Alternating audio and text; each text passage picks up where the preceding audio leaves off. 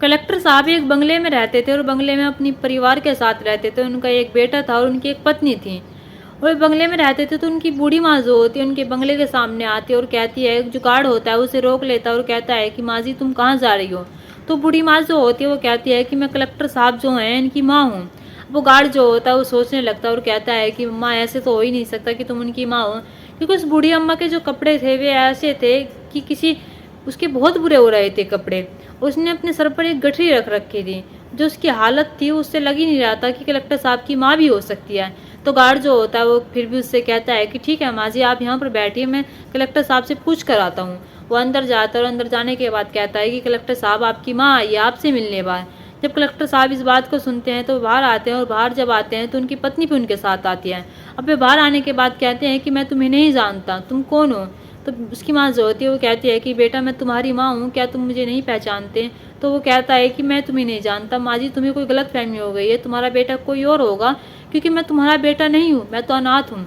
जब उसकी माँ ये बात सुनती है तो उसका कलेजा सा बैठ जाता है और वो कहती है कि हाँ बेटा शायद मुझसे ही गलती हो गई, शायद मेरी जो आँखें हैं वे कमज़ोर हो गई, मैं पहचानने में असमर्थ हो गई, शायद मेरा बेटा कोई और है, तुम मेरे बेटे हो नहीं सकते। अब उसकी माँ जब ये बात कहती है और जो उसकी बीवी होती है उसके सामने भी यही बात कहती है और कहती है कि जो मेरा बेटा था वो ऐसा नहीं था। अब उसकी माँ जो होती है वो बाहर आ जाती है, कलेक्टर साहब होते हैं और जो उसकी पत्नी होती है वह अंदर चले जाते हैं। अब बाहर आने के बाद जब वो गार्ड से कहती है कि बेटा क्या तुम मेरे लिए एक चिट्ठी लिख सकते हो, तो गार्ड जो होता है वो कहता है कि हाँ माँ जी मैं लिख सकता हूँ। वो अंदर से एक पेन और कागज़ लेकर आता है और कहता है कि माँ जी बताइए आपको क्या लिखवाना है। तो जो वो बूढ़ी अम्मा होती है वो कहती है कि इसमें ऐसा ऐसा लिखिए। गार्ड उस चीज़ को लिख रहा होता है तो वो सोचने लगता है कि बूढ़ी अम्मा ने ऐसा क्यों लिखवाया और बूढ़ी अम्मा ऐसा क्यों लिखवा रही है, और क्या ये सच में कलेक्टर साहब की माँ है। तो जब वो इस चिट्ठी को लिख रहा था तो उसके भी मायूस सा हो जाता है और जो उसकी आंखों से आंसू गिर जाते हैं। तो वो बूढ़ी अम्मा जो होती है वो कहती है कि बेटा ये चिट्ठी मेरे बेटे को दे देना। अब वो गार्ड जो होता है वो कहता है कि ठीक है अम्मा मैं ये चिट्ठी कलेक्टर साहब को दे दूंगा। अब वो गार्ड जो होता है वो चिट्ठी कलेक्टर साहब को देता है। जब कलेक्टर साहब इस चिट्ठी को पढ़ते हैं तो वे हैरान रह जाते हैं उस चिट्ठी को पढ़ने के लिए। आखिर उस चिट्ठी में ऐसा लिखा क्या था, ये जानने के लिए बने रहिए मेरी कहानी के साथ। नमस्कार, आदाब, सत श्री अकाल, हर हर महादेव। मेरा नाम रूपा है और आज की ये घटना बिहार के एक गांव की है जहाँ पर एक किशन नाम का एक व्यक्ति रहता था। और ये किशन जो था एक मजदूर व्यक्ति था, एक काम करता था और अपने जो इसकी पत्नी थी, इसकी पत्नी का नाम शारदा था और शारदा का पेट भरता था और अपना पेट भरता था। इन्हें भी संतान की प्राप्ति नहीं थी और इन्हें की शादी को कई साल हो चुके थे, इन्हें भी संतान की प्राप्ति हुई भी नहीं थी। अब ये मंदिरों में जाते हैं, दरगाहों में जाते हैं, जहाँ भी इन्हें कोई कुछ बताता था इन्हें संतान हो जाएगी वहाँ पर जाओ, तो ये वहीं पर जाते थे, लेकिन इन्हें संतान की अभी सुख प्राप्त नहीं हुआ था। अभी किशन जो होता है टेंशन होने लगती है कि अभी कोई बच्चा नहीं हुआ है और इसका जो वंश है वो आगे कैसे चलेगा। इसी दुख में और इसी टेंशन में वो पीने लगता है और ये दिन रात पीने लगता है। इसकी जो पत्नी होती है इधर वो भी बहुत परेशान रहती है और वो सोचने लगती है कि एक तो मेरे औलाद नहीं है, ऊपर से जो मेरा पति है पीने लगा है। लेकिन एक दिन शारदा को पता चलता है कि वो पेट से है और अपने पति को बताती है कि हमारी मन्नत पूरी हो गई, हमारी भगवान ने सुन ली, मैं पेट से हूँ और मैं माँ बनने वाली हूँ। जब किशन ये बात सुनता है तो बहुत खुश हो जाता है और कहता है कि सच में। तो वो कहती है कि हाँ सच में। अब किशन जो होता है वो बहुत खुश हो जाता है और खुश होने के बाद वो अब और ज़्यादा पीने लगता है। वो पहले टेंशन में पिया करता था लेकिन अब जो खुशी में पीता है। अब इधर समय बीतता चला जाता है और जो किशन होता है वो और मजदूरी मेहनत करता है और ज़्यादा मेहनत करता है और अपनी पत्नी का पूरा ध्यान करता है और उसका पूरा ध्यान रखता है और सोचने लगता है कि हमारे घर में भी एक खुशियों की किलकारी गूंजेगी और हमारे भी एक बच्चा होगा। अब शारदा जो होती है इधर शारदा की डिलीवरी का टाइम आ जाता है और जो किशन होता है इधर ये भी बहुत पीने लगता है और शारदा जो होती है वो घर में ही एक बच्चे को जन्म देती है, वो एक लड़के को जन्म देती है। इधर किशन जो होता है उसे एक बीमारी हो जाती है, उसे बीमारी दारू पीने से हो जाती है और जिससे ज़्यादा दारू पीने से उसे एक ऐसी बीमारी हो जाती है जिससे वो 3-4 महीने ही जीवित रह सकता था। अब इधर जब किशन को इस बात का पता चलता है तो बहुत परेशान हो जाता है और दुखी हो जाता है और सोचने लगता है कि अभी तो मेरे एक बेटा हुआ है और अभी मेरे घर में खुशियों की किलकारी आई है और मुझे ये बीमारी हो गई। लेकिन वो फिर भी अपनी बीमारी के चलते शराब पीना नहीं छोड़ता, वो और ज़्यादा शराब पीने लगता है। इधर शराब पीने की वजह से उसकी एक दिन मृत्यु हो जाती है और जब मृत्यु हो जाती है तो उसकी पत्नी जो होती है वो बहुत रोती है और सोचने लगती है कि अभी तो हमारा एक बेटा हुआ था और मेरा पति जो है मेरा सुहाग उजड़ गया और मैं इसकी परवरिश कैसे करूंगी, उसे टेंशन होने लगती है। इधर शारदा का जो बेटा होता है वो बहुत छोटा होता है। आस पड़ोस के जो लोग होते हैं वे कुछ दिन तक शारदा की मदद करते हैं और उसे खाने के लिए भी देते हैं, लेकिन कुछ दिन बाद वे भी खाना नहीं देते और उसकी कोई भी मदद नहीं करता। अब शारदा सोचती है कि मुझे क्या करना चाहिए और मैं क्या करूँ। अब शारदा जो होती है अपने बेटे के साथ वो घरों में काम करने लगती है और कहती है कि मुझे बस काम चाहिए और काम के बदले थोड़े पैसे चाहिए जिससे मैं अपना और अपने बेटे का पेट भर सकूं। अब वो 2-3 घरों में काम करने लगते हैं और काम करने के साथ साथ समय बीतता चला जाता है और उसका बेटा जो होता है वो बड़ा हो जाता है। वो बड़ा हो जाता है तो उसका एडमिशन जो है एक अच्छे से स्कूल में करवा देती है और उसे पढ़ने के लिए भेज देती है। अब शारदा जो होती है वो 4-5 घरों में काम करने लगती है और अपने बच्चे की फीस भरती है और अपना जो भरण पोषण होता है वो करती है। अब जैसे ही उसका जो लड़का होता है वो 10वीं क्लास में आता है, वो तो उसकी अम्मा होती है शारदा होती है, वो उसे लेने स्कूल जाया करती थी। तो जो वो लड़का हुआ था उसका नाम रंजीत रखती है। तो रंजीत जो होता है वो कहता है कि माँ तुम स्कूल मत आया करो। जो स्कूल के मेरे दोस्त होते हैं मेरे मजाक बनाते हैं और कहते हैं कि तुम्हारी माँ तो घरों में काम करती है और तुम्हारी माँ तो गंदी है। क्योंकि जो उसके दोस्त थे उसका जो एडमिशन था उसकी माँ ने एक अच्छे से स्कूल में करवा रखा था और वे दोस्त जो होते वे उनके घरों में भी काम करती थी उसकी माँ जाकर। तो उसकी माँ जो होती है उसे दुख लगता है और दुख होता है कि उसका बेटा ये क्या कह रहा है, मैं उसके लिए ही तो ये सब कर रही हूँ और मुझे ये सब कह रहा है। तो सोचने लगते हैं कि चलो शायद मेरे बेटे को बुरा लगा होगा इसलिए उसने ये कहा होगा। वो कहता है कि माँ तुम्हें स्कूल में आने की कोई ज़रूरत नहीं है, मैं बड़ा हो चुका हूँ, मैं खुद भी आ सकता हूँ। तो उसकी माँ जो होती है वो कहती है कि ठीक है बेटा तुम खुद आ जाया करना, आपसे तुम बड़े हो चुके हो, 10वीं क्लास में आ चुके हो, तुम 15-16 साल के हो चुके हो। अब ऐसे इसका जो बेटा होता है वो पढ़ने लिखने में बहुत होशियार होता है। जो स्कूल के टीचर होते हैं वे शारदा की से कहा करते थे कि तुम्हारा बेटा जो है वो बहुत ही होनहार है, देख लेना एक दिन बहुत बड़ा अफसर बनेगा और तुम्हारा नाम रोशन करेगा। इधर इसकी माँ जो होती है शारदा वो बहुत खुश हो जाती है और सोचने लगती है कि जो मेरे बेटे की तारीफ टीचर भी कर। अब इसका बेटा जो होता है रंजीत ये पढ़ लिख कर जो इसका इंटर किया होता है वो बहुत अच्छे नंबरों से पास करता है और बहुत अच्छे नंबरों से पास करने के बाद इसकी जो माँ होती है वो कहती है कि बेटा तुम्हें बड़ा होकर अफसर ही बनना है, तुम्हारे टीचर भी मुझसे आकर यही बात कहते हैं। तो रंजीत को ये बात लग जाती है और कहता है कि माँ देख लेना मैं बड़ा होकर अफसर जरूर बनूंगा। अब रंजीत जो होता है वो कहता है कि माँ मुझे आगे की पढ़ाई करने के लिए बाहर जाना होगा और पैसे और ज़्यादा लगेंगे। उसकी माँ जो होती है वो कहती है कि कोई बात नहीं बेटा, जहाँ मैं आज 5 घरों में काम करती हूँ तो मैं आने वाले दिनों में 10 घरों में काम कर लूँगी, मैं तुम्हें पढ़ाऊँगी लिखाऊँगी ज़रूर। अब वो जो रंजीत होता है वो बाहर चला जाता है और बाहर जाने के बाद अपनी ग्रेजुएशन करने लगता है। इधर शारदा जो होती है उसकी माँ जो होती है उसकी भी उम्र होने लगती है और तो वो उम्र होने के साथ वो 10 घरों में काम करती थी और 10 घरों में काम करने के साथ वो 9-10 हज़ार रुपये अपने लड़के को हर महीने भेज दिया करती थी।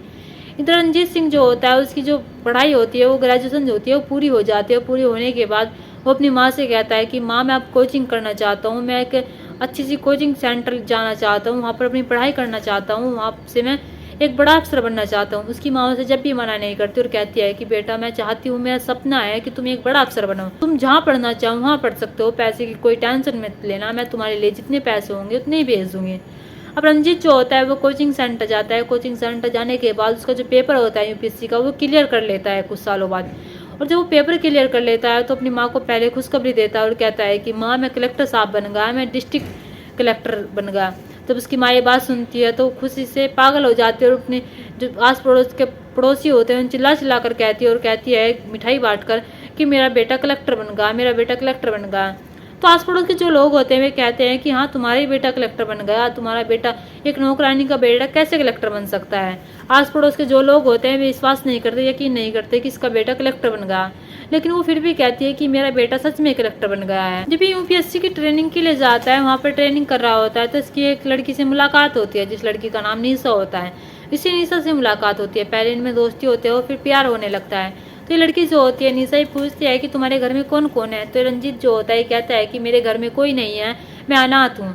जब ये निशा ये बात सुनती है तो उसे बहुत दुख होता है। निशा जो होती है वो एक बड़े घर की होती है, एक अच्छे घर की होती है, और रंजीत जो होता है बहुत गरीब घर का होता है, इसलिए कह देता है, अपनी माँ के बारे में बताता नहीं है और कह देता है कि मैं अनाथ हूँ, मेरा कोई नहीं है।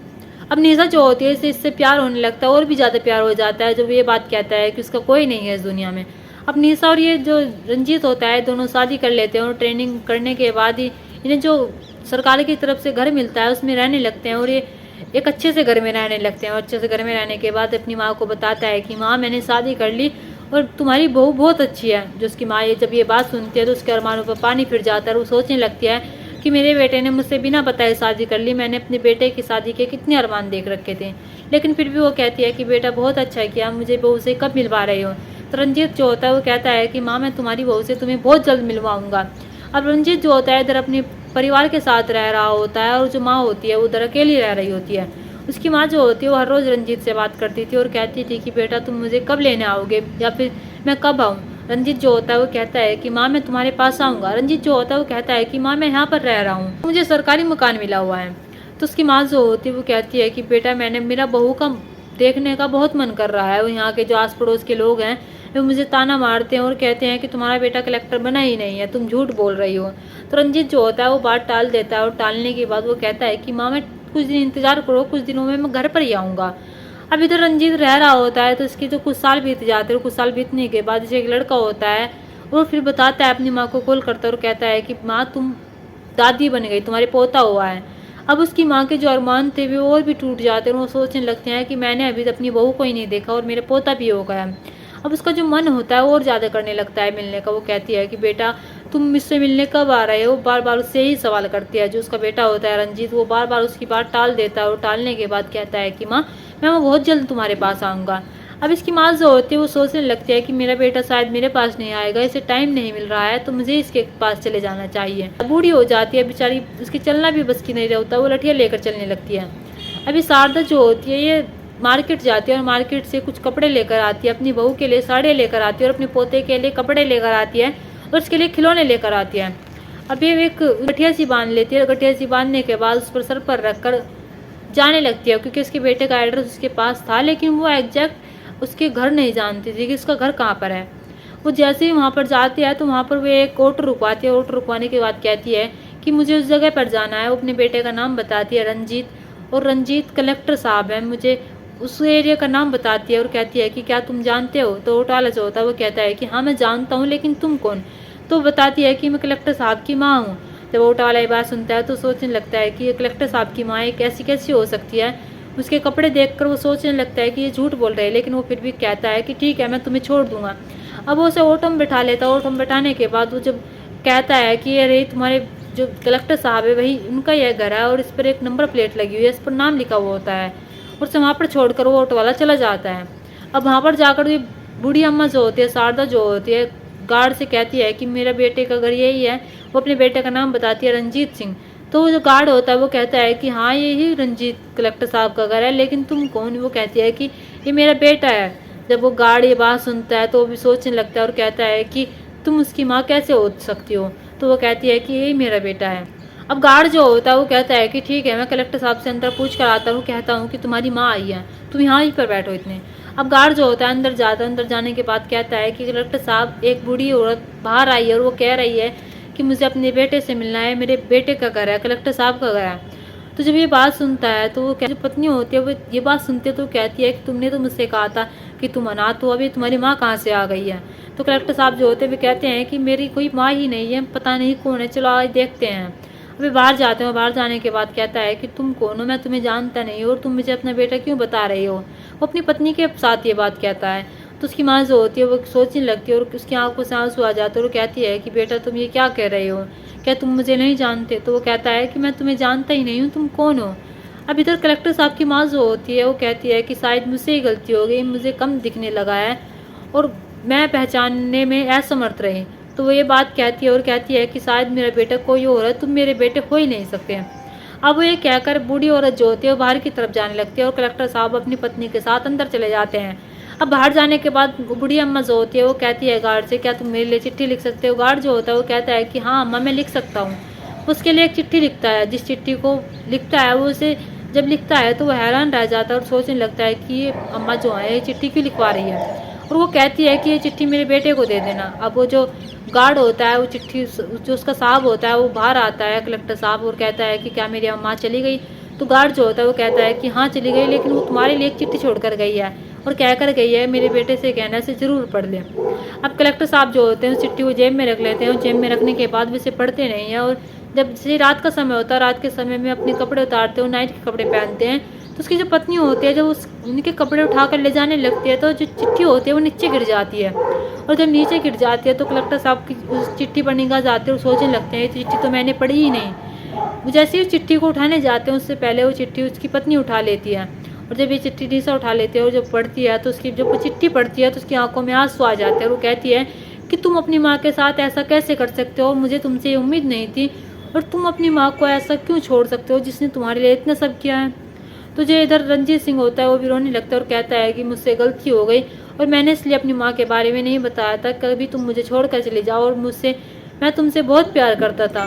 कभी तुम सोचो कि तुम इतने गरीब परिवार से हो, तुम्हारी जो माँ है वो घर घर में बर्तन धोती है, इस डर से मैंने तुम्हें बताया नहीं है। अपनी सच होती है वो कहती है कि क्या प्यार में भी ऐसा होता है, तुम एक कलेक्टर बन गए थे, तुमने एक अच्छी मुकाम हासिल कर ली थी, तुमने एक अच्छी पोस्ट हासिल कर ली थी, तो तुम अपनी माँ को अपने पास ला भी सकते थे। वो समझाती और कहती है कि माँ के साथ ऐसा नहीं करना चाहिए। अब वो कहता है कि हाँ मैंने बहुत गलत किया है, हम सुबह अपनी माँ के पास चलेंगे। उस चिट्ठी में लिखा था कि बेटा मुझे माफ़ कर देना, मैं तुम्हें पहचान नहीं पाई। क्या मैं तुम्हें पहचान नहीं पाई? क्या तुम मुझे नहीं पहचान पाए? मैंने तुम्हारे लिए कितना कुछ किया है, तुम्हारे लिए घर घर में बर्तन धोकर काम करके मैंने तुम्हें पढ़ाया लिखाया और तुम्हें इस काबिल बनाया, और तुमने मुझे आज पहचानने से इनकार कर दिया। चलो आज मेरे साथ तो ये सब हुआ है, लेकिन भगवान न करे कल तुम्हारा बेटा तुम्हारे साथ ये करे। तुम अपने परिवार के साथ खुश रहो और भगवान करे तुम पर कभी भी कोई कठिनाई ना आए और तुम्हें किसी भी बात का दुख न हो।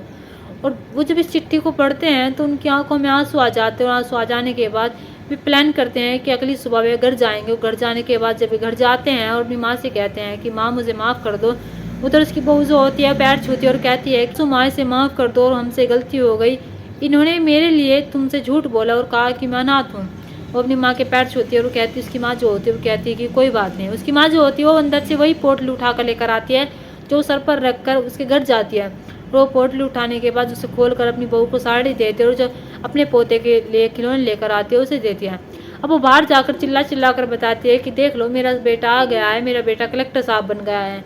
अब जो आस पड़ोस के लोग होते हैं वे देखते हैं और सोचने लगते हैं कि हाँ इसका बेटा तो सच में कलेक्टर बन गया है, हम तो झूठ मानते थे। अब कलेक्टर साहब जो होते हैं अपनी माँ से माफ़ी मांगते हैं, उन्हें सभी जो होते हैं अपनी माँ से माफ़ी मांगते हैं और कहते हैं कि हमने बहुत गलत किया। और वो कहता है कि माँ तुम्हें यहाँ पर रहने की कोई ज़रूरत नहीं है, तुम मेरे साथ मेरे घर पर रहोगी, मेरे बंगले पर रहोगी। अब उसकी माँ जो होती है वो घर पर चली जाती है और उसके साथ रहने लगती है। अब जो सब होते हैं वे एक साथ रहने लगते हैं। अब कलेक्टर साहब जो होते हैं वे ऑफिस जाया करते थे और जो उनकी माँ होती थी, उनकी पत्नी होती थी, उनका बेटा होता था, वे घर पर रहा करते थे। अभी जो सब होते हैं एक साथ सब खुश रहने लगते हैं। यहाँ पर रंजीत सिंह जो होता है बड़ा होने के बाद, बड़ा आदमी होने के बाद, कलेक्टर साहब बनने के बाद अपनी माँ को पहचानने से इनकार कर देता है। शारदा ने रंजीत को इसलिए नहीं पढ़ाया था कि वो बड़ा होकर कल उसे पहचानने से इनकार कर दे। यहाँ पर एक बेटा या फिर बेटी कोई भी हो, अगर वो बड़ी मुकाम हासिल कर लेता है और हासिल करने के बाद वो अपनी माँ को पहचानने से इनकार कर देता है, तो सच में वो कभी भी बड़ा आदमी नहीं बन सकता। दोस्तों इस घटना को सुनाने का मकसद मेरा आपका दिल दुखाना नहीं था, आपको परेशान करना नहीं था, आपको कहानी के बारे में बताना था और आपको जागरूक करना था। आप अपने परिवार के साथ खुश रहिए। नमस्कार।